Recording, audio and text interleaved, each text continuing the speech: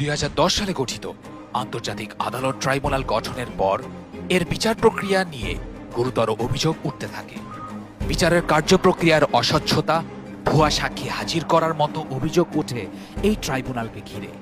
শিখিয়ে দেয়া সাক্ষ্যের ভিত্তিতে রায় দেয়া ও তা কার্যকর করায় অনেকেই একে সাজানো নাটক হিসেবে আখ্যা দিয়েছেন। এডব্লিউটির আজকের পর্বে আমরা তেমনই একটি সাক্ষ্যের বিস্তারিত জানব। গাইবান্ধা জেলার সুন্দরগঞ্জ 1 আসনের সংসদ সদস্য প্রবীণ রাজনীতিবিদ আবু সালেহ মোহাম্মদ আব্দুল আজিজ মিয়া ছিলেন বাংলাদেশ জামায়াতে ইসলামীর কেন্দ্রীয় কমিটির সদস্য। 2009 সাল থেকে 2013 সাল পর্যন্ত তার বিরুদ্ধে মানবতা বিরোধী অপরাধের মামলাসহ মোট 13টি মামলা হয়। মানবতা বিরোধী অপরাধের মামলায় আব্দুল আজিজের বিরুদ্ধে 3টি অভিযোগ আদালতে প্রমাণিত হয়। আব্দুল আজিজের বিপক্ষে রাষ্ট্রপক্ষের চতুর্থ সাক্ষী ছিলেন গাইবান্ধা জেলার সুন্দরগঞ্জ উপজেলার বাসিন্দা মোহাম্মদ জহির উদ্দিন। আমরা আজ জানব তার গল্প, শুনব তার সাক্ষ্যদানের অভিজ্ঞতা। আমার নাম মোহাম্মদ জহির উদ্দিন, পিতা মৃত্যু তফিরউদ্দিন, মৌজা 5 শান্তিরাম, সুন্দরগঞ্জ থানা, জেলা গাইবান্ধা।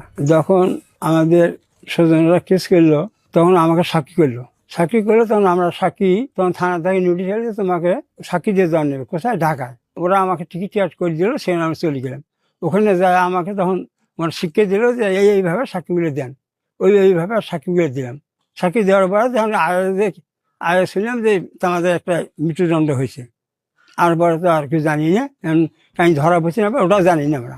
এই মামলার সাক্ষী হিসেবে জহির উদ্দিন আদালতকে বলেন, 9 অক্টোবর সন্ধ্যায় আব্দুল আজিজ সহ অভিযুক্ত 6 জন রাজাকার ও অন্যরা মথারহাট ব্রিজ থেকে ফয়েজ উদ্দিনকে রাজাকার ক্যাম্পে নিয়ে যায়।